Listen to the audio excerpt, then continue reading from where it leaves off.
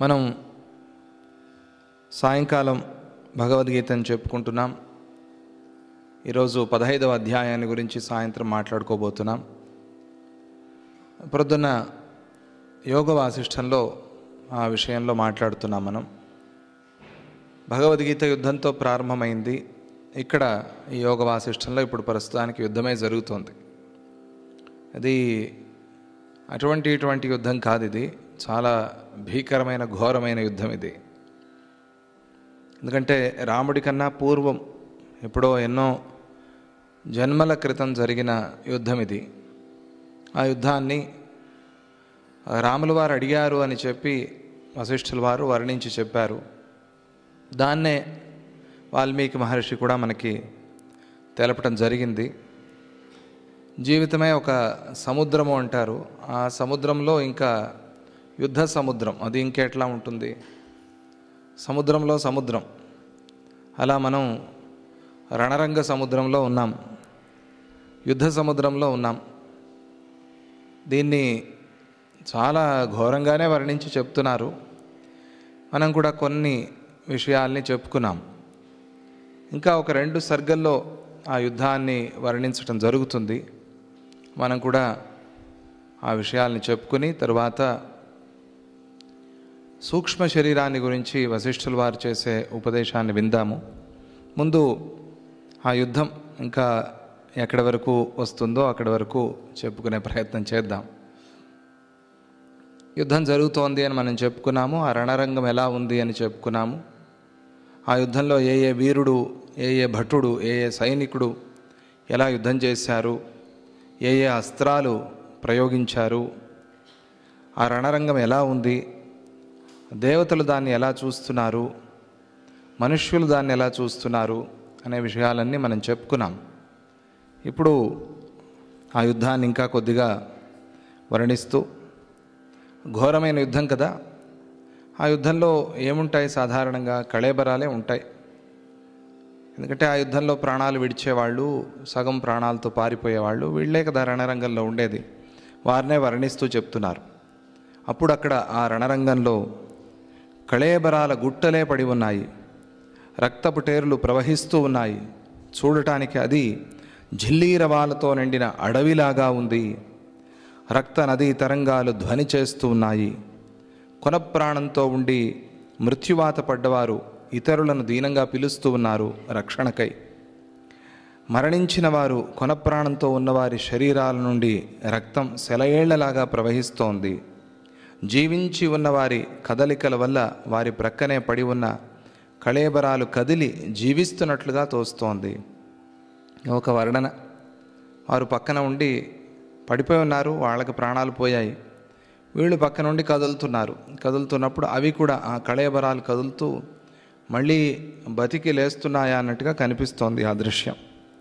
మేఘాలు పర్వతాలని భ్రాంతి చెంది మరణించిన ఏనుగుల మీద విశ్రమిస్తూ ఉన్నాయి. విరిగిపోయిన రథాలు గాలితో ముక్కలు చేయబడిన అడవిలాగా కనిపిస్తోంది. రక్త నదీ ప్రవాహంలో ఏనుగులు, గుర్రాలు తేలిపోతూ ఉన్నాయి. కత్తులు మొదలైన ఆయుధాలతో ఆ ప్రదేశం నిండిపోయింది. గుర్రపు జీనులతోనూ, కవచాలతోనూ, పతాకాలతోనూ, చామరాలతోనూ, కళేబరాలతోనూ యుద్ధభూమి కప్పబడిపోయింది.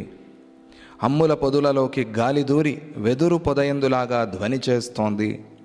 అప్పుడు కుక్కలు, నక్కలు వచ్చి ఆ కళేబరాల పొట్టలను చీల్చి ప్రేగులనే త్రాళ్లను లాగుతూ ఉన్నాయి. వర్ణన భీభత్సంగా ఉంటుంది. యుద్ధం అంటే అలాగే ఉంటుంది. ఆ వర్ణనే అక్కడ చేస్తున్నారంతే. ప్రాణాలను విడిచిపెట్టేవారు పళ్లను పటపటలాడిస్తూ ఉన్నారు. రక్తపు బురదలో జీవితులైన నరులనే కప్పలు శబ్దం చేస్తూ మునిగిపోసాగాయి. యోధుల కళ్ళు విచిత్ర కవచాలలాగా తోస్తూ ఉన్నాయి. పీకివేయబడిన పురేలకు కప్పిన కవచాలలాగా ఉన్నాయి. కొందరి భుజాలు, తొడలు తెగి రక్తనదిలో కట్టెలలాగా తేలిపోతూ ఉన్నాయి. బంధువులు మరణించిన వారిని, కొనప్రాణంతో ఉన్నవారిని చుట్టుముట్టి విలపిస్తూ ఉన్నారు. బాణము మొదలైన ఆయుధాలతోనూ, రథము మొదలైన వస్తువులతోనూ, గుర్రము మొదలైన జంతువులతోనూ ఆ యుద్ధభూమి నిండిపోయి ఉంది. కళేబరాలు చేతులెత్తి నాట్యం చేస్తూ ఉండగా నింగి క్రిందకు కృంగిపోతున్నట్టుగా ఉంది. ఏనుగు యొక్క మదగంధం ముక్కులకు బాధ కలిగిస్తూ ఉన్నది. ఆ వాసన భరించరానిదిగా ఉన్నది. కొన ఊపిరితో ఉన్నవారు అర్ధమృతులు ఊర్ధ్వతాలువులను ఏనుగు గుర్రాల తాకిడిల వల్ల మరణిస్తూ ఉన్నారు. ఆగిపోయిన దుందుభులు రక్త నది తరంగాల తాకిడులతో మళ్ళీ మోగుతూ ఉన్నాయి. రక్త నదులు వందల కొద్దీ ప్రవహిస్తూ ఉండగా అందులో ఏనుగులు గుర్రాలు అనే మొసళ్ళు తేలిపోతూ ఉన్నాయి. మరణించబోయే సైనికులు ఫూత్కారం చేస్తూ ఉండగా వారి నోటి నుండి రక్తం వెలువడి ప్రవహిస్తూ ఉంది. కొన ఊపిరితో ఉన్నవారి ఆక్రందన ధ్వనులు వారి నోళ్ళు బాణాలతో గుర్చబడి ఉండటం వల్ల అడ్డగించబడుతూ ఉన్నాయి. పొట్టకు ఎడమ వైపున ఉన్న మాంసఖండం నుండి వెలువడే దుర్గంధంతో రక్తం కరుడుగట్టినట్టుగా ఆ ప్రదేశం తోస్తోంది.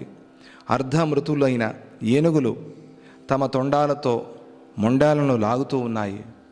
తోలేవారు లేకపోవటం వల్ల, గుర్రాలు మావటి వాళ్ళు లేకపోవటం వల్ల ఏనుగులు శవాలపై పడిపోతూ ఉన్నాయి. ఏడుస్తూ కూలిపోతున్న శరీరాల వల్ల రక్త ప్రవాహం చింది పైకి ఎగురుతోంది. మరణించిన తమ భర్తల యొక్క కంఠాలను కౌగిలించుకుని వారి భార్యలు దైవమనే కత్తి తమను పొడవగా ప్రాణాలు విడిచిపెడుతూ ఉన్నారు. ఇది చాలా ప్రధానమైన విషయం అని చెప్తారు. ఎందుకంటే ఇక్కడ వ్యాఖ్యానంలో బుద్ధిపూర్వకం శస్త్రఘాతైన భర్తృసహగమనం న శాస్త్రార్థ, వాళ్ళు ఆ వీరులు మరణించారని చెప్పి చాలా దుఃఖంతో వచ్చి వాళ్ళ మీద పడి అతి ప్రేమతో వాళ్ళు కూడా ప్రాణాలు విడిచిపెడుతున్నారు. అంటే వాళ్ళకి తట్టుకోలేక ఆ దుఃఖంలో బాధలో ప్రాణాలు పోతున్నాయి తప్పించి వాళ్ళు ఆత్మహత్య చేసుకోవటం లేదు, అంటే సహగమనం చేయటం లేదు అని. సతీ సహగమనం అనేది అది ఒక ఆటవికమైన కృత్యం.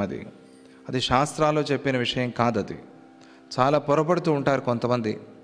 అంటే మనం బుద్ధిపూర్వకంగా ప్రాణాలు విడిచిపెట్టేందుకు యోగ్యత లేదు, అర్హత లేదు మనకి. అలా శాస్త్రాలు ఒప్పుకోవు. అది దేవుడికి నచ్చేది కాదు, భగవంతుడికి నచ్చేది కాదు. చాలామంది అంటారు శాస్త్రాల్లో సహగమనం చెప్పారు అని. అలా చెప్పలేదు. దైవం, ఆ దైవం వల్ల దైవం అనే కత్తితో పొడవబడి అని ప్రత్యేకంగా చెప్పారు అక్కడ. అంతేగాని వాళ్ళు పొడుచుకొని ప్రాణాలు విడిచిపెట్టారని కాదు. అది చాలా పొరపాటు, అది చాలా తప్పు. మనకి ప్రేమ ఉంటే ఉండొచ్చు, చాలా మంచిదే. కానీ ప్రేమ ఉంది అని చెప్పి మనం ప్రాణాలు విడవటానికి లేదు, మనకి ఆ యోగ్యత లేదు. అది చాలా తప్పు, అది చాలా పాపము అని. బుద్ధిపూర్వకంగా శస్త్రఘాతం కానీ లేదా వేరే ఏదైనా మార్గంలో కానీ భర్తృ సహగమనం అంటే భర్తతో పాటుగా సహగమనం చేయటం అనేది శాస్త్రం అంగీకరించేది కాదు. అది చాలా పొరపాటు. ఎవరైనా సరే ఆత్మహత్య అనేది మహాపరాధం, చాలా ఘోరం, దానికన్నా పాపము లేదు అని ప్రత్యేకంగా చెప్పారు అక్కడ. కళేబరాలను దహనం చేయటానికై వచ్చిన వారు సైనికులు తీసుకురాగా భయంతో తొందరగా తమకు సంబంధించిన వారి శవాలను వెతుకుతూ ఉన్నారు. ఎవరు ఏదో తెలియదు, ఏదో ఒక మాంసఖండం అంతే. అది పరిస్థితి అక్కడ. అప్పుడప్పుడు మనం పేపర్లో న్యూస్లో చూస్తాం కదా, ఘోరమైన ఏదో బాంబ్ బ్లాస్ట్ జరిగింది అని. అక్కడ దృశ్యం ఇట్లాగే ఉంటుందంతే. కాకపోతే ఇది అధర్మ యుద్ధం. ఇది వీళ్ళు చేసేది అమాయకుల్ని అందరినీ సంహారం చేస్తూ ధర్మం కోసమని చెప్తారు. ఇక్కడ జరుగుతోంది ధర్మయుద్ధం. దాన్ని అందుకని అంతగా వర్ణిస్తూ ఉన్నారు. ఆ ప్రదేశం అంతా బీభత్సంగా ఉంటుంది. కొందరు బ్రతికి ఉన్న వారి చేతులు పట్టుకుని నడిపించుకుని తీసుకుపోతూ ఉన్నారు. ఆ రక్త నదిలో మరణించిన వారి కేశాలు నాచులాగాను, ముఖాలు పద్మాలలాగాను, చక్రాది ఆయుధాలు సుడిగుండాలలాగాను, తురగాలు తరంగాలలాగాను శోభిస్తూ ఉన్నాయి. అర్ధమృతులైన వారు తమ శరీరానికి గుర్చుకుని ఉన్న ఆయుధాలను పెకిలించుకోవాలని తొందరపడుతూ ఉన్నారు. పరదేశవాసి తమ వారి మృతికి ఎంతో విచారించి ఆభరణాలను, వాహనాలను ఇతరులకు దానం చేస్తున్నాడు. కొందరు సైనికులు ప్రాణాలను విడిచిపెడుతూ తమ తమ తల్లిదండ్రుల పేర్లను, ప్రియమైన వారి పేర్లను, పరమేశ్వరుడి నామాలను తలుచుకుంటూ ఉన్నారు. కొందరు బాధను తట్టుకోలేక హాహా హీహీ అని అరుస్తూ ఉన్నారు. మరికొందరు తమ ప్రారబ్ధ కర్మలను గురించి విచారిస్తూ ఉన్నారు. ఆ సమయంలో ఇవన్నీ జరుగుతాయి. దంతు యుద్ధంలో ఓడిపోయి నలిగిపోయిన వారు తమ ఇష్టదేవతలను స్మరిస్తూ ఉన్నారు. మరణించబోయే వారిని పాదాలతో త్రొక్కి శత్రువులు అవమానిస్తూ ఉండటం చూసి పరుగెత్తటానికి శక్తి కలవారు పారిపోతూ ఉన్నారు. ఆ తొందరలో తాము రక్త నది సుడిగుండాలలో పడిపోతామేమో అని కూడా ఆలోచించుకోవటం లేదు. బాణపు దెబ్బలతో బాధపడే జీవులు పూర్వం చేసిన చెడు కర్మలను తలుచుకుంటూ ఉన్నారు. రక్తాన్ని త్రాగాలని భేతాల గణము మొండెముల నుండి తలలను వేరు చేస్తూ ఉన్నది. రక్త నదీ ప్రవాహంలో ధ్వజ ఛత్ర చామరాలనే పద్మాలు తేలుతూ ఉన్నాయి. సంధ్యారాగం రక్త నదిలో ప్రతిఫలించిందా అన్నట్టుగాను 4 దిక్కులలోనూ ఎర్రదామరలను చల్లినట్లుగాను ఉంది. అక్కడి రక్తాన్ని చూసేవారికి రథచక్రాలనే సుడిగుండాలతోనూ పతాకాలనే నురుగుతోనూ చామరాలనే బుడగలతోనూ కూడి ఉన్న ఆ రక్త సముద్రం 8వ సముద్రమా అన్నట్టుగా తోస్తోంది. రథాలు తల్లక్రిందులై బురదలో కూరుకుపోయిన పట్టణాలలాగా ఉన్నాయి. సైనికులు ప్రచండ వాయువుతో ఉపబడుతూ ఉన్న చెట్లతో కూడిన అడవిలాగా కనిపిస్తూ ఉన్నారు. ప్రళయకాలంలో దగ్ధమైన ప్రపంచంలాగాను, అగస్త్యుడు త్రాగివేసిన సముద్రంలాగాను, అతివృష్టితో పీడించబడుతున్న దేశంలాగాను నిర్జనమైన ఆ రణరంగం కనిపిస్తూ ఉన్నది. అక్కడ ఆభరణాలు, అస్త్రాలు పడి ఉన్నాయి. భుషుండి అస్త్రాలు చిందరవందరగా ఉన్నాయి. ఏనుగులలాగాను, శవాలు, పాములలాగా శరతోమరాదులు పడి ఉన్నాయి. రక్త నదీ తీరంలో ఈటెలనే వృక్షాలు పెరిగి ఉన్నాయి. అవి కొండ చివర్లో మలిచిన తాటి చెట్లలాగా కనిపిస్తూ ఉన్నాయి. ఇదంతా వర్ణన ఎంత ఓపికగా చేశారు ఆయన అనిపిస్తుంది.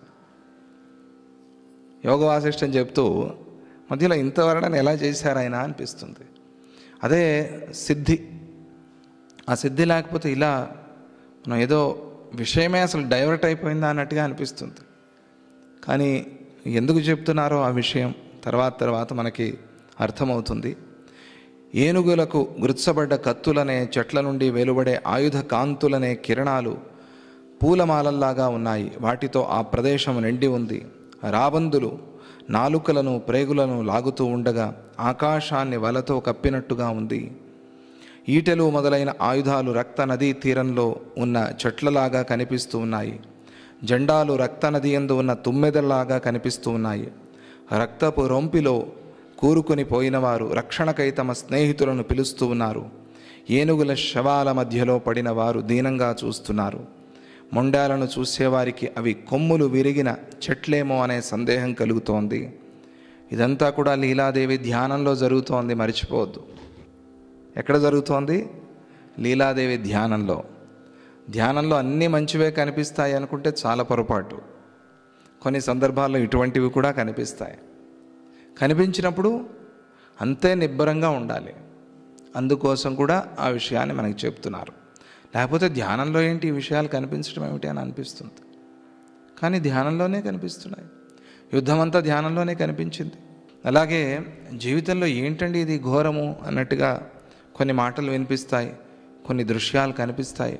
తప్పదు, అది జీవితం అంతే. తీసుకోవాలి, జీర్ణం చేసుకోవాలి, ముందుకు వెళ్ళాలంత. అది మనకి బోధించటం అభిప్రాయం. అందుకనే అలా వర్ణిస్తూ ఉన్నారు. రక్త ప్రవాహంలో తేలిపోయే తెల్లని వస్త్రాలు నురుగులాగా కనిపిస్తూ ఉన్నాయి. సేవకులు అక్కడికి వచ్చి జీవించి ఉన్నవారిని, మరణించిన వారిని వేరు చేస్తున్నారు. చక్రాల వల్ల అవయవాలు ముక్కలు చేయబడ్డ సైనికులు అతి కష్టం మీద పరిగెత్తుతూ ఉన్నారు. అర్ధమృతులైన వారు రక్తము క్రక్కుకుంటూ భూత్కార శబ్దాలను చేస్తున్నారు. పక్షులు రెక్కలతో దుమ్మును పైకి లేపుతూ బాణాల నుండి కారుతున్న రక్తాన్ని త్రాగుతున్నాయి. తాళ్లలాగా పొడుగుగా ఉన్న భేతాళులు తాళాలు వేస్తూ చేసే నృత్యం బతికి ఉన్న భటులకు ఎంతో కష్టం కలిగిస్తోంది. సాయంకాల సమయం అవుతోంది. ఆ నిశాచరులు వాళ్ళందరూ వచ్చి చేరుతున్నారు ఆ రణరంగంలోకి. కొందరు రథం యొక్క విరిగిన కొయ్య ముక్కలతో కప్పబడి ఉన్నారు. కొన ఊపిరితో ఉన్నవారు కదులుతూ ఉండగా భయం కలుగుతోంది. రక్తపు బురదలో మునిగిపోయి ఉన్న అర్ధమృతులైన వారిని కొందరు దయతో అక్కడి నుంచి తొలగిస్తూ ఉన్నారు. కొందరు అల్పజీవులు దుఃఖంతో నక్కలను, కుక్కలను, కాకులను చూస్తూ ఉన్నారు. మాంసాహారులైన జంతుజాలం మాంసాన్ని అంతటినీ లాక్కోవాలని కోలాహలం చేస్తూ ఉంది. అందులో ఓడిపోయిన వాటి ప్రాణాలు కూడా పైకి ఎగిరిపోతూ ఉన్నాయి. ఈ విధంగా మరణించిన మనుష్యుల, జంతువుల యొక్క కంఠాల నుండి రక్తం ప్రవహిస్తూ ఉండగా ఆయుధాలనే లతలు చిగురించి ఆ రణరంగం మృత్యుదేవత విహరించే వనంలాగా కనిపిస్తూ ప్రళయకాలంలో పర్వతాలతో కూడి తల్లక్రిందులైన జగత్తులాగా ఉంది అని ఆ ఆహవ వర్ణనం అంటే యుద్ధ వర్ణనం దాన్ని వర్ణించి ఆ 38వ సర్గ అక్కడికి సమాప్తి చేస్తారు. ఇక 39వ సర్గలో నిశాచర ఆకుల రాత్రి రణాంగ వర్ణనం అనే పేరుతో దాన్ని కూడా ఆ బీభత్సమైన యుద్ధమే, ఇంకా ముగియలేదు అది, దాన్నే మళ్ళీ చెప్తూ ఉన్నారు. వశిష్ఠుల వారు శ్రీరాముడికి ఉపదేశం చేస్తున్నారు. ఓ రామ, అప్పుడు సూర్యుడు వీరుడిలాగా ఎర్రగా మాయమైపోయాడు, అంటే సూర్యాస్తమైంది అని. అస్త్ర తేజస్సు వాడిపోయి ప్రతాపమనే సముద్రంలోకి మునిగిపోయింది. సూర్యుడనే అశ్వం యొక్క వీరుడి యొక్క శిరస్సు ఖండించబడిన పండులాగా ఆకాశమనే అద్దంలో ప్రతిబింబించిన రక్తకాంతి ఆకాశాన్ని విడిచిపెట్టింది. క్షణంలో సంధ్యాకాలం వచ్చేసింది. అప్పుడు భేతాళగణం భూనభో పాతాళాల నుండి నలుదిక్కుల నుండి చప్పట్లు కొడుతూ తాళాలు వేస్తూ ప్రళయ సముద్ర జలంలాగా గుండ్రంగా చుట్టుముట్టి రాసాగారు. ఆ భేతాళగణం పిశాచగణం వాళ్ళందరూ వచ్చి అక్కడ ఆ రణరంగంలో చేరుతూ ఉన్నారు. దినమనే ఏనుగు యొక్క కుంభస్థలాన్ని రాత్రి అనే కత్తి నరుకగా సంధ్యారాగంతో ఎర్రగా అయిన నక్షత్రాలనే ముత్యాలు చెదిరి పడినట్లుగా ఉన్నాయి. నిస్సత్వేషు తమోంధేషు రసనారస శాలిషు సంకోచమాయయు పద్మామృతానాం హృదయేష్వివ. యోధుల హృదయ పద్మాలు ప్రాణమనే సూర్యుడు లేకపోవటం వల్ల మోహాంధకారంలో మునిగి ముడుచుకుపోతున్నాయి. సద్గురువుని సూర్యుడితో వర్ణించి శిష్యుడిని పద్మంతో వర్ణించటం అనేది గురుగీతలో చూస్తాం మనం. ఆయన రాగానే ఆ శిష్య హృత్ పద్మ సూర్యాయ అని, ఆ పద్మం వికసిస్తుంది అని. సూర్యుడికి పద్మానికి ఉండే సంబంధం, ఆ సంబంధాన్ని కూడా అక్కడ ఆయన గుర్తు చేసుకుని వర్ణన చేశారు. అంటే సూర్యుడు వస్తే పద్మం వికసించినట్టుగా, అది పద్మం అయితే కదా వికాసం. అందువల్ల నీ హృదయాన్ని పద్మం చేసుకో, సూర్యుడు రాగానే అది వికసిస్తుంది.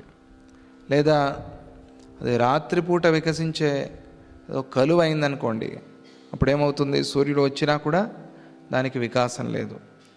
ఇది ఎప్పుడు వికసిస్తుంది? చంద్రోదయం అయితే ఇది వికసిస్తుంది.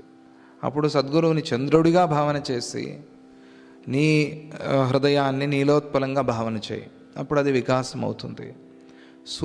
సూర్యుడిగా సద్గురువుని భావన చేసి నీ హృదయాన్ని పద్మంగా భావన చేయి, పద్మం చేసుకో, అప్పుడు అది వికసిస్తుంది అనే మాటను కూడా ఇక్కడ మనం గుర్తు చేసుకుంటూ, ఆ యోధుల హృదయ పద్మాలు ప్రాణమనే సూర్యుడు లేకపోవటం వల్ల మోహాంధకారంలో మునిగి ముడుచుకుపోతున్నాయి.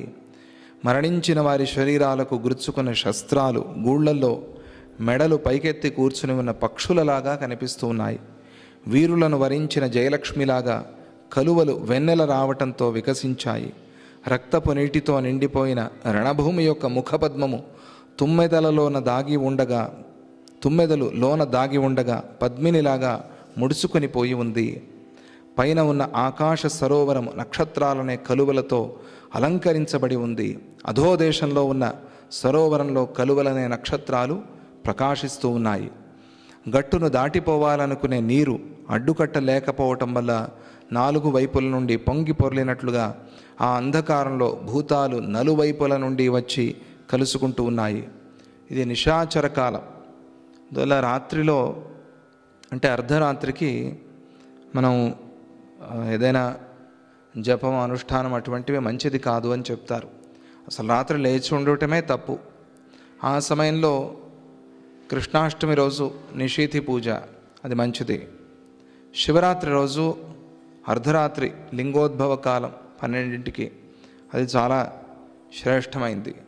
ఇలా కొన్ని సందర్భాల్లో మాత్రమే దేవతారాధన చెప్పారు.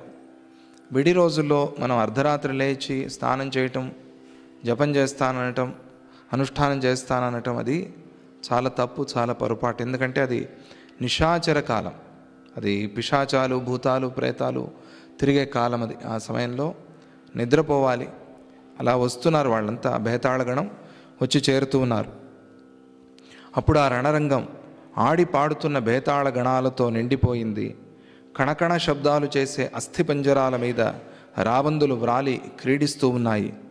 వీరుల యొక్క చితుల నుండి అగ్నిజ్వాలలు పైకి లేచి నక్షత్రాలతో అలంకరించబడిన ఆకాశాన్ని మరింత ప్రకాశించేటట్లు చేస్తూ ఉన్నాయి. కొవ్వు మాంసాలు నిప్పులో పడి కాలుతూ ఉండగా పచపచధ్వనులు, ఎముకలు కాలుతూ ఉండగా స్ఫుట ధ్వనులు వెలువడుతూ ఉన్నాయి. భేతాళ స్త్రీలు చితాగ్ని యందు ఉండ జలక్రీడ చేస్తున్నారా అన్నట్టు నిప్పురవ్వలు పైకి లేస్తూ ఉన్నాయి. శ్వాన, కాక, యక్ష, భేతాళ భూతగణాల కోలాహలం భయంకరంగా ఉంది. భూతాల రాకపోకల వల్ల ఆ చోటు ఉబ్బెత్తుగా లేచిన అడవిలాగా ఉంది. రక్త మాంసాలను పొందాలని భూతాలు తొందరపడుతూ ఉన్నాయి. వాటిని ఆరగిస్తూ ఉన్న భూతాల నోళ్ల నుండి రక్తమాంసాలు కారుతూ ఉన్నాయి. మధ్య మధ్యలో చితాగ్ని కాంతుల వల్ల శవాలు రక్తము కనిపిస్తూ ఉన్నది. కురూపిణులైన పిశాచాలు శవాలను భుజాల మీద మోసుకొని పోతున్నాయి. భయంకరమైన కుంభాండ పిశాచాలు సంచరిస్తూ ఉన్నాయి. చితి నుండి చిమచిమ శబ్దాలు వెలువడుతూ ఉన్నాయి. మేధో మాంసాల పొగల వల్ల మేఘాలు కమ్ముకున్నట్లుగా ఉన్నాయి. రక్త నదిలో పాదాలు కూరుకుని పోవటంతో ఖేచరులు కూడా భూచరులలాగానే కనిపిస్తూ ఉన్నారు. భేతాళ గణాలు తీసుకుని పోయే అస్థిపంజరాలను రాబందులు లాక్కుంటూ ఉన్నాయి. భేతాళ బాలురు మరణించిన ఏనుగుల పొట్టలనే పెట్టెలలో దూరి ఆడుకుంటూ ఉన్నారు. ఆరుబయట రాక్షసులు రక్తాన్ని త్రాగుతూ క్రీడిస్తూ ఉన్నారు. అదృశ్యం కంటికి కట్టినట్టుగా చెప్పటం అదే కవి లక్షణం. మనం ఏదైనా ఒక విషయం చెప్పమంటే 2 నిమిషాలు కూడా చెప్పలేం. ఆయన ఆ యుద్ధాన్ని చూస్తున్నారంతే, ప్రత్యక్షంగా చూసి వర్ణిస్తూ ఉన్నారు. భేతాళగణము వెర్రెత్తినదై చితుల నుండి నిప్పును తీసుకుని ఒకరినొకరు కాల్చుకోసాగారు. అక్కడి గాలి రక్తమేదో గంధాలతో నిండిపోయింది. పిశాచాలనే పేటికల నుండి రటరట శబ్దాలు వినిపిస్తూ ఉన్నాయి. యక్షులు సగం పండిన కళేబరాల రుచి మరిగి పోరాటానికి దిగారు. రాత్రి సమయంలో తిరిగే పక్షులు అంగవంగ కళింగ తంగణ దేశీయుల శరీరాలపై వ్రాలాయి. పిశాచాలు నవ్వుతూ ఉండగా నక్షత్రాలు పడినట్టుగా ఉంది. భేతాళగణం రక్తపు బురదలో కాలుజారి పడగా పిశాచాలు నవ్వుతూ ఉన్నాయి. పిశాచాలు యోగిని గణనాయకులను ఆహ్వానించటానికి పూనుకున్నాయి. అవి వీరుల చేతుల నుండి శస్త్రాలను లాగుతూ వారి పేగులను బయటకు లాగుతూ ఉండగా వీణానాదం వంటి ధ్వని వెలువడుతోంది. పిశాచాల గురించి తలపోస్తూ మరణించిన మనుష్యులు కూడా పిశాచ రూపాలను ధరించారు. మనం చివరి సమయంలో ఏది ఆలోచిస్తే ఆ శరీరం వస్తుంది. భగవద్గీతలో చెప్పారు, ఆ మాట మనం మాట్లాడుకున్నాం. అలాగే మరణిస్తూ ఈ దృశ్యాన్ని చూస్తూ ఇదే ఆలోచిస్తూ మరణిస్తే అదే రూపం వస్తుంది. అందువల్ల అసహ్య భావన, బీభత్సము, భయానకము అనే ఈ భావనలు మనస్సు నుంచి పోవాలి అని. అవి గుర్తొస్తే ఆ సమయంలో అదే గుర్తొస్తుంది మనకి. అది గుర్తొస్తే అటువంటి శరీరమే వస్తుంది. పిశాచాన్ని ఆలోచిస్తూ శరీరం విడిచిపెట్టారు, అదే శరీరం వచ్చింది. భగవంతుడిని, పరమేశ్వరుణ్ణి ఆలోచిస్తూ విడిచిపెడితే అదే శరీరం వస్తుంది. అది అక్కడ గుర్తు చేయటం. పిశాచాలను చూసి భయపడి భటులు అర్ధమృతులైపోయారు. భేతాళగణము, రాక్షసగణము కలిసి ఆనందోత్సవం చేసుకోసాగారు. రాక్షసీ గణాలు భుజాల మీద వేసుకుంటున్న శవాల శబ్దాలను విని రాక్షసులు భయపడుతూ ఉన్నారు. తమ భార్యలు మోసుకొని పోతున్న అనేక కళేబరాల్లో కొన్ని కింద పడుతూ ఉండగా రాక్షసులు కలత చెందుతూ ఉన్నారు. భూతగణాలనే పెట్టెలతో ఆకాశం నిండిపోయింది. అవి ఒకదానికొకటి తగిలి కొట్టుకుంటున్నాయి. మరణించిన వారి మాంసాన్ని పిశాచాలు ఎంతో శ్రమతో పోటీపడి పొందుతూ ఉన్నాయి. శవాలను భక్షించాలి అని వేచి చూస్తున్న పిశాచాల ముందు వారి చుట్టాలు శవాలను తెచ్చిపెడుతున్నారు. యుద్ధంలో గాయపడి రక్తం చెందుతున్న దేహాలు కలవారు మూర్ఛ నుండి తేరుకున్న తరువాత నక్క ముఖం నుండి వెలువడే రక్తం యొక్క ఎర్రటి కాంతుల ముందర అశోక పుష్పగుచ్ఛాలలాగా కనిపిస్తూ ఉన్నారు. భేతాళ బాలకులు మొండాలకు మళ్ళీ తలను అంటిస్తూ ఆడుకుంటూ ఉన్నారు. ఆ తలలను మెడకు కట్టుకుని ఆడుకుంటూ ఉన్నారు. యక్ష రాక్షస పిశాచాలు పట్టుకున్న కొరివుల కాంతులతో నిప్పులలాగా ఆకాశం నిండిపోయింది. ఆకాశము, కొండలు, పొదలు, గుహలు పిండాకారాలలాగా ఉన్న అంధకార మేఘాలతో నిండిపోయాయి. అప్పుడు భూతాల వేగంతో నిండిన ఆ రణభూమి కల్పాంతంలో వాయువు చేత క్షోభించబడిన బ్రహ్మాండంలాగా భయంకరంగా విజృంభించి ఉంది. అమ్మయ్యా! మీరే కాదు, నేను కూడా ముందే చెప్పినట్టుగా ఇది ఈ విషయం దాటేయచ్చు, చాలా తేలిక. నాకు ఒక 15 రోజులు మిగిలేది యోగ వాసిష్టంలో. ఆనందంగా కూడా ఉండేది. ఇప్పుడంత అనిపించదు. అయిపోయిన తర్వాత అమ్మయ్య విషయం అయింది. ఎందుకు చెప్పారు ఆ రణరంగాన్ని అంతగా వర్ణించి అంటే, మనం ముందే అనుకున్నట్టుగా ధ్యాన సమయంలో అనేక రకాలైన భావాలు, భావ అభావాలు రెండు వస్తాయి. ఒకటి మంచి భావన అయితే ఇంకొకటి చాలా విచిత్రమైన రాకూడని భావన. అటువంటి వచ్చినప్పుడు కూడా నువ్వు ధ్యానాన్ని మానద్దు అని తెలిపేది కూడా అక్కడ అభిప్రాయమే. అలా ధ్యానంలో అంత చూసినా కూడా లీలాదేవి అలాగే ఉంది. అసలైనది ముందు ఉంది కదా. అందువల్ల ఆ ధ్యానంలో ఇటువంటి దృశ్యం కనిపిస్తూ ఉన్నా కూడా చాలా నిబ్బరంగా ఉంది. అందువల్ల చూడాల్సిన దాన్ని తర్వాత తాను చూస్తోంది, తెలుసుకోవాల్సిన దాన్ని తరువాత తెలుసుకుంటోంది. ఇలా ఏవైనా జీవితంలో వచ్చినప్పుడు కొంతమంది అసలు జీవితం అంటేనే అసహ్యం, అసలు జీవనమే వద్దు, ఎందుకు బతికి ఉండాలి, ఇటువంటివన్నీ మాట్లాడతారు. అలా అనుకోకూడదు. ఎందుకు అంటే సుందరకాండలో ఆంజనేయ స్వామి చెప్పినట్టుగా జీవన్ భద్రాణి పశ్యతి, బతికి ఉంటేనే నువ్వు సుఖం చూసేది, బతికి ఉంటేనే నీకు జ్ఞానం కలిగేది, జీవించి ఉంటేనే ఏదో ధ్యాన సిద్ధియో జ్ఞానసిద్ధో ఏదో గురుకృప ఏదో కలిగేది. జీవించి ఉంటేనే, ప్రాణాలే పోతే ఏముంది. అందువల్ల శాయశక్తుల ప్రాణాలు కాపాడుకోవడానికి ప్రయత్నం చేయాలి. అది తానై తాను దైవేచ్ఛ గురు సంకల్పంతో అట్లా వెళ్ళిపోయినప్పుడు అవి వెళ్ళిపోతాయి, దాన్ని ఎవరు ఆపలేరు. అందుకనే ఇచ్ఛతో మనం కోరుకుని ప్రాణాలు విడిచిపెట్టడానికి లేదు, కష్టం అనుకుడి కూడా విడిచిపెట్టడానికి లేదు. కష్టమైనా సరే దాన్ని భరించాల్సిందే, ఆ కర్మని ఇక్కడే పోగొట్టుకోవాల్సిందే అని కూడా మనం ఇక్కడ గుర్తు చేసుకుంటూ, ఇక 40వ సర్గ సమర సమనంతర సంస్మృతి అనుభవ వర్ణనం అని దీని పేరు. సమరం అంటే తెలుసు, యుద్ధం. ఆ యుద్ధం అయిన తరువాత సంస్మృతి, తర్వాత కలిగిన సంస్మృతి ఏమిటి, ఆ జ్ఞాపకాలు ఏమిటి అనే దాన్ని వర్ణిస్తారు ఇక్కడ.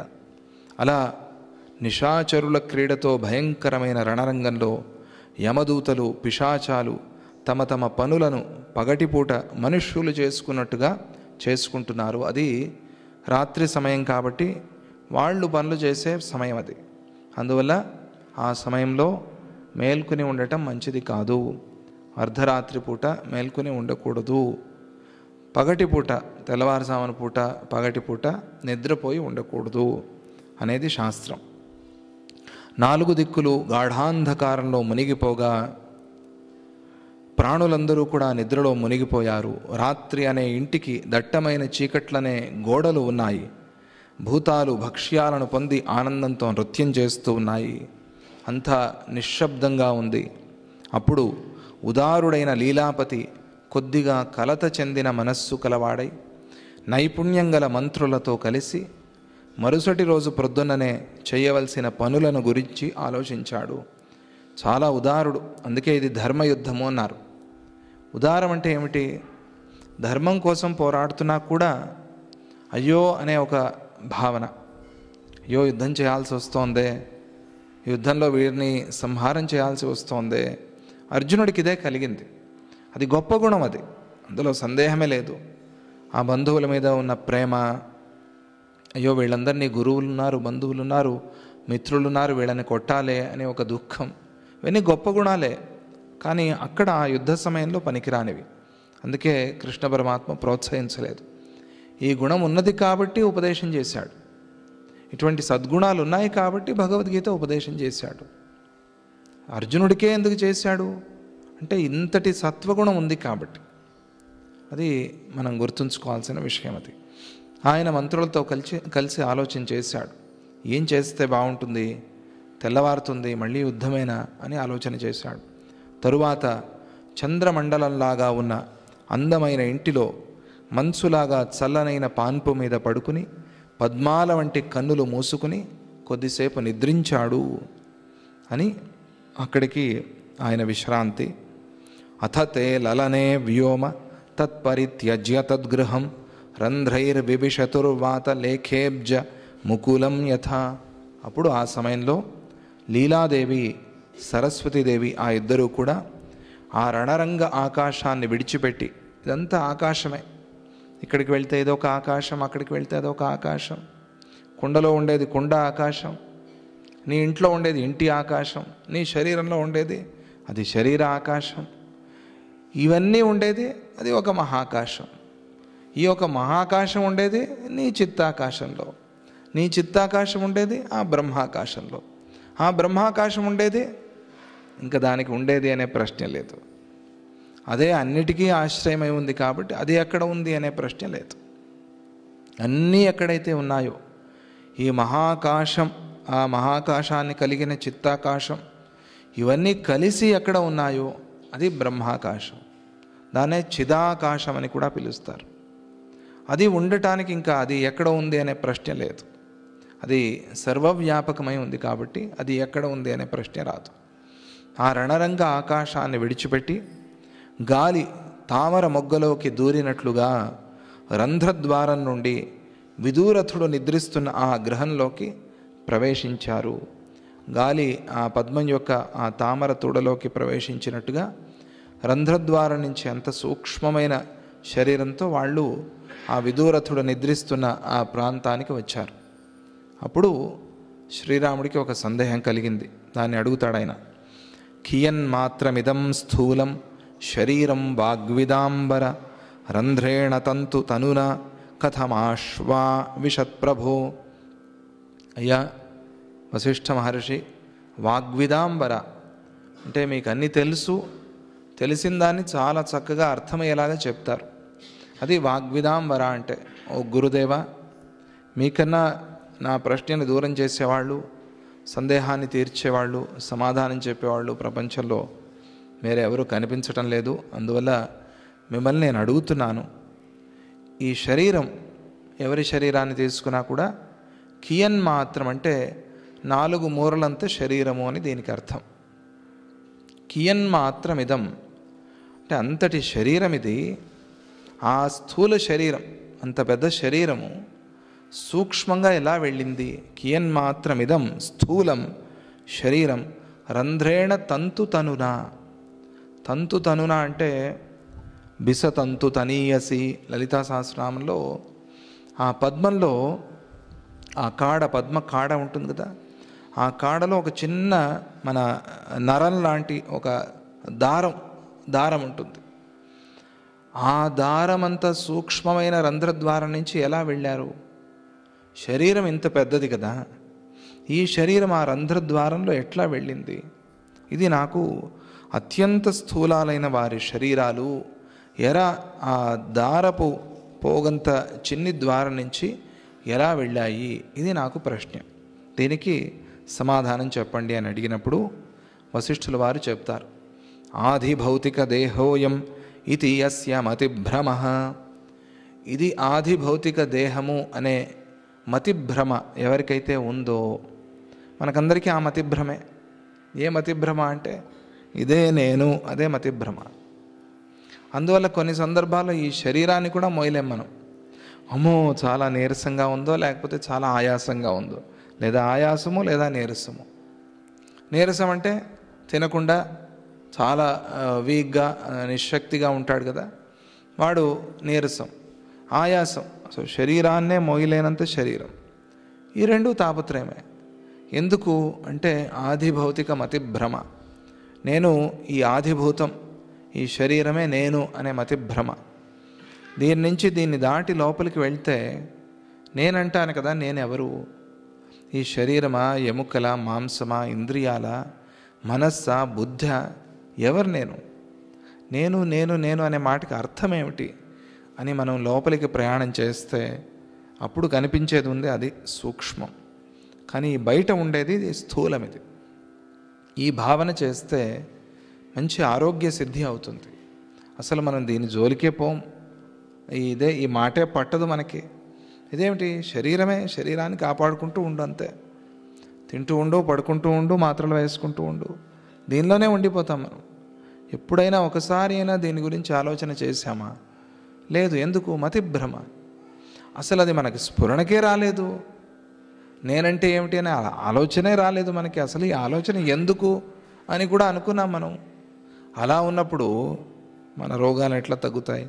తస్యాసా వణురంధ్రేణ గంతుం శక్నోతి నానఘ. అటువంటి ఆ శరీరం, ఆ మతిభ్రమతో ఈ స్థూల దేహమే నేను, ఇన్ని కేజీల శరీరం ఇదే నేను అని ఎవరైతే అనుకుని ఉంటారో వాళ్ళు ఈ సాధన చేయలేరు. వాళ్ళకి ఈ సిద్ధి, ఈ శక్తి రాదు. ఎందుకు? వాళ్ళు శరీరాన్నే మోయలేకపోతున్నారు. ఇంకా వాళ్ళకి సూక్ష్మ శరీర భావన ఎక్కడి నుంచి వస్తుంది? అందువల్ల ముందు కూర్చున్నప్పుడు నువ్వు ఒళ్ళు మరిచిపోయి కూర్చో అంటారు. ఎలాగైతే ఒళ్ళు మరిచిపోయి పడిపోయి నిద్రపోయాడో అలాగే శరీరాన్ని మరిచి నువ్వు నామ సంకీర్తన చేయి, ధ్యానం చేయి, తపస్సు చేయి, యోగం చేయి. ఏది చేసినా ఒళ్ళు మరిచిపోయి చేయి. అప్పుడు నీకు సిద్ధి కలుగుతుంది. తస్యాసా అణురంధ్రేణ గంతుం శక్నోతి నానఘ. అటువంటి వాడు ఈ అణురంధ్రమైన ఈ ద్వారం నుంచి వెళ్ళలేడు. వాడికి శక్తి, ఈ సిద్ధి రాదు. అది చాలా కష్టం. ద్వారంలో వెళ్ళటమే కష్టం మనం కొన్ని సందర్భాల్లో. ఇంకా ద్వార రంధ్రంలో ఎక్కడ వెళ్తాం? అలా అయిపోయింది పరిస్థితి. రోధితోహమనేనేతి నమాం యత్రేతి అన్నధీహి. నేను దీనితో అడ్డగించబడ్డాను, ఇది నన్ను ఆపింది, ఇది నన్ను ఆపుతోంది కాబట్టి గోడ నేను లోపలికి వెళ్ళలేను అనే భావనే వాడికి ఉండదు. అసలు గోడ అనే భావనే లేదు వాడికి. అంతా ఆకాశమే చూశాడు ఆ యోగి. వాడికి తగులుకోవటము, అక్కడికి వెళ్ళి అది తగిలింది అని వెనక్కి రావటము, ఇటువంటి ప్రశ్నలు లేవు వాడికి. అది యోగస్థితి. అది రోధితోహమనేనేతి నమాం యత్రేతి అన్నధి. ఎవరికైతే ఈ భావన ముందే చేశాడు, ఈ సంకల్పం ముందే కలిగింది, నన్ను ఇది ఆపలేదు, నేను దీన్ని కూడా దాటుకుని ముందుకు పోగలను అనే భావన చేశాడు, ఆ సంకల్పం వాడికి కలిగింది కాబట్టి భవతీత్యనుభూయతే. ఈ సంస్కారం ముందే వచ్చింది కాబట్టి వాడు వెళ్తున్నప్పుడు ఇది అడ్డం వచ్చింది, ఈ గోడ, ఇది తరువాత అయింది. దీనికన్నా ముందే వాడు భావన చేశాడు. అట్లా పోతున్నాడు వాడు, ఆ యోగి. వాడికి ఇవేవి అడ్డంకులు కావు. అలా వెళ్తున్న ఆ యోగికి ఎలాగైతే ఈ గోడ అడ్డం కాదో, ఎందువల్ల అంటే పూర్వ సంస్కారం వాడికి అట్లా ఉంది. ఇప్పుడు వచ్చిన ఈ కొత్త సంస్కారం వాడిని ఆపలేదు. అలాగే నువ్వు కూడా ఆ పూర్వ సంస్కారంతో, ఆ ధ్యానంతో ఆ యోగ బలాన్ని, యోగశక్తిని పొందితే అలా ప్రయాణం చేయగలవు. దానికి గురువు యొక్క సహకారం కావాలి, గురు కృప, గురు అనుగ్రహం కావాలి. అది ఉంటే ఈ యోగశక్తిని మనం సంపాదించగలం. అలా సరస్వతీదేవి పక్కనే ఉంది కాబట్టి లీలాదేవి అలా సూక్ష్మంగా వెళ్ళగలిగింది. సరస్వతీదేవి ఎలా వెళ్ళింది అనే ప్రశ్నే రాదు అసలు. ఆవిడ సర్వవ్యాపి కాబట్టి ఆవిడికి ఈ అడ్డంకులేవి కూడా పని చేయవు అక్కడ. ఏనానుభూతం పూర్వార్ధం గచ్ఛామీతి సతత్క్రియ. ముందే వాడు అనుభవానికి తెచ్చుకున్నాడు. అలా కొంతమంది కొన్ని సాధనలు చేసి ఇది మైండ్ రీడింగ్ అనేది ఒక సైన్స్ ఉంది. అంటే వీడు వాడి మైండ్లోకి ప్రవేశించి వాడి బుద్ధిని వీడు చదువుతాడు. వాడి బుద్ధిలో వీడేం ఆలోచిస్తున్నాడు అని తెలుసుకుంటాడు. వాడి బుద్ధిలో ఏం జరుగుతోంది అని. వాడి బుద్ధిని మార్చే శక్తి వీడికి ఉంటుంది. వీడికి కావాల్సినట్టుగా మార్చుకునే శక్తి. దాన్ని కొద్దిగా సాధన చేశారు ఆ యూరప్, అమెరికా అటువైపు కొంతమంది సాధన చేసి కొంతమంది చెడు పనులు చేశారు. దానివల్ల అసలు ఆ యోగానికే చెడ్డ పేరు వచ్చింది. ఇది సాధ్యం కాదు అనే రెండు వాదాలు ఉన్నాయి. ఇది ఎలా సాధ్యమవుతుంది? ఇంకొకటి బుద్ధిలోకి వెళ్ళటం ఎట్లా సాధ్యమవుతుంది? ఇంకొకటి కళలోకి వెళ్తున్నాం కదా, ఇంకొకడు మనల్ని కలగంటున్నాడు కదా. మనం ఇష్టపడి వెళ్ళామా, వాడు ఇష్టపడి కలగన్నాడా? చెప్పలేం. వాడు మనల్ని అనుకుని పడుకున్నాడా, మనం వాళ్ళని అనుకున్నామా? కలకి ఏమిటి కారణం? వాళ్ళు మన గురించి ఆలోచించకపోయినా వాళ్ళు మనల్ని కలగన్నారు. ఎందుకు? మనం వాళ్ళ గురించి ఆలోచించాం. కొన్ని సందర్భాల్లో మనము అనుకోలేదు, వాళ్ళు అనుకోలేదు, అయినా కల్లో వచ్చారు. ఏమిటి? ఎందుకు కారణం తెలియదు. సంస్కారం. ఎప్పుడో ఏదో కాలంలో నువ్వు అనుకున్నావు, అది ఇప్పుడు కలలాగా వచ్చింది. మరి ఇటువంటి కలలు బుద్ధిని బట్టే కదా వస్తున్నాయి. అందువల్ల ఇది సాధ్యమే అని వాదించేవాళ్ళు కొంతమంది. ఇలా బుద్ధిలోకి ప్రవేశించి, ఇది మనం సబుకో సన్మతి దే భగవాన్ అంటాం కదా, అందరికీ సద్బుద్ధినివ్వు అని. అంటే ఆయన బుద్ధిలోకి ప్రవేశించి సూక్ష్మంగా వారి బుద్ధిని మారుస్తాడు అని ఆ భగవంతుడి గురువు శక్తిని గురించి మనం మాట్లాడతాం. అది వాళ్ళకి సహజంగా వచ్చిన శక్తి. అది మనం సాధన చేసి ఏం లేదు. ఇది ఒక మనం ప్రేమతో పిల్లవాడిని మచ్చిక చేసుకున్నాం అనుకోండి, పిల్లల్ని మనం చెప్పే మాట వాడు వింటాడు. మన మీద ఒక శత్రుభావన ఉందనుకోండి వాడికి, మనం చెప్పేది వాడు వినడు. ఏమిటి ఇక్కడ అంటే మనం వాడి బుద్ధిని చదవగలిగాం. కొన్ని సందర్భాల్లో వాడి బుద్ధిని చదవలేకపోయాం. చదివాం కాబట్టి, చదవటం అంటే ఏమిటి, బుద్ధిలోకి దూరటమే అంతే. వాడు ఏమనుకుంటున్నాడు ఏం చెప్పడు వాడు, కానీ వాడు ఏమనుకుంటున్నాడో, వాడికి ఏం కావాలో, ఆ పిల్ల ఏమనుకుంటోందో మనం తెలుసుకుని ఆ బుద్ధిలోకి ప్రవేశించి మచ్చిక చేసుకుని, నువ్వు చదవాలమ్మా, నువ్వు ఇలా ఉండాలమ్మా, అలా ఉండాలమ్మా అని చెప్తే ఆ సంతానం వింటోంది మాట. ఎందుకు అంటే ఇది మైండ్ రీడింగ్. అది లేకుండా ఏం చెప్పినా కూడా అసలు ఆ వేవ్ లెంగ్త్ అంటారే, అది కలవదు. అది వీళ్ళొక దారి వాళ్ళొక దారి, వీళ్ళేదో చెప్తూ ఉంటారు, వాళ్ళేదో చేస్తూ ఉంటారు.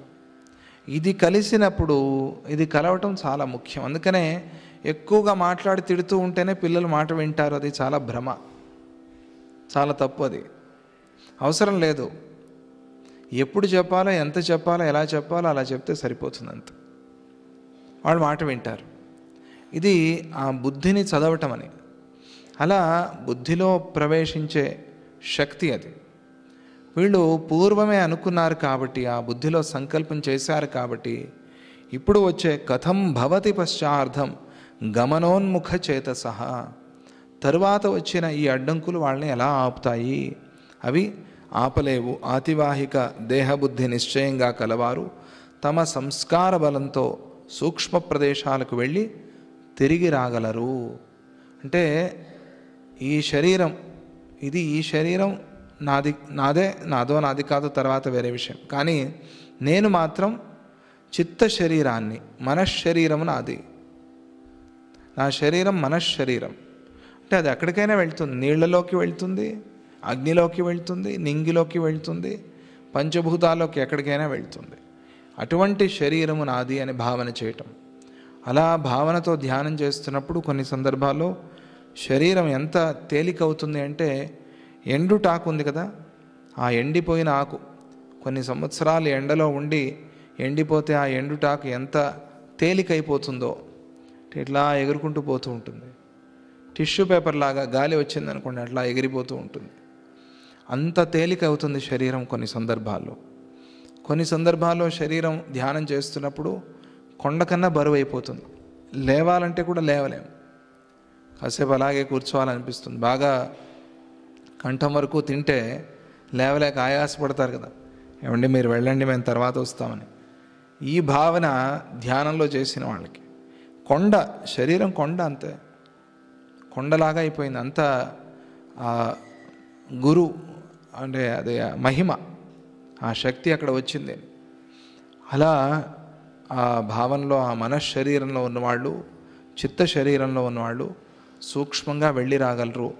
ఇదే పెద్ద సాధన అనుకుని చేయొద్దు, అది చాలా పొరపాటు, అది చాలా తప్పు. అది ఇదో వాళ్ళ బుద్ధిలోకి నేను వెళ్ళొస్తాను అని అదే పని మీద చేసేది కాదు. అది అలా చేయొద్దు, అది చాలా తప్పు. అది గురువు అనుగ్రహం ఉండాలి, గురువు గైడెన్స్ ఉండాలి, ఇలా నువ్వు చెయ్యి అని. దానివల్ల తప్పు ఉంది. ఎందుకంటే నువ్వు వెళ్ళి మళ్ళీ రాలేకపోతే, అక్కడే ఉండిపోతే వాడి బుద్ధిలో, వాడొచ్చి నీ బుద్ధిలో చేరుకుంటే ఏమైపోతుంది? శరీరాలేమో ఇవే, కానీ వీడేమో అలా ఉంటాడు, వీడేమో ఇంకో రకంగా ఉంటాడు. ఇదేంటి ఏమైంది వీళ్ళకి, పిచ్చి పట్టింది అంటారు అప్పుడంతే. అందువల్ల యోగాన్ని జాగ్రత్తగా చేయాలి. వినండి అంతవరకే. వారికి పూర్వమే నేను సూక్ష్మదేహిని అనే అనుభవంతో కూడిన సంస్కారం ఉంటుంది కనుక దాని శక్తితో సూక్ష్మదేహాన్ని పోనీకుండా నిలిపే వస్తువులు అడ్డు వచ్చినా కూడా వారు దాన్ని దాటిపోగలరు. వారికి స్థూలదేహ భ్రాంతి బొత్తిగా ఉండదు. ఇది ప్రధానం. ఇదే యోగం. యోగం అంటే ఒక కర్మ అనుకుంటే చాలా కష్టం. యోగం అనేది కూడా ఒక కర్మ అంటే చాలా పొరపాటు, చాలా కష్టాలు వస్తాయి దానివల్ల. యోగం అనేది కర్మ కాదు, జ్ఞానం. అందువల్ల ఇక్కడ ఏం చెప్తున్నారంటే స్థూలదేహ భ్రాంతి లేకపోవటం ఈ యోగం. అంటే మళ్ళీ జ్ఞానానికే వచ్చారు.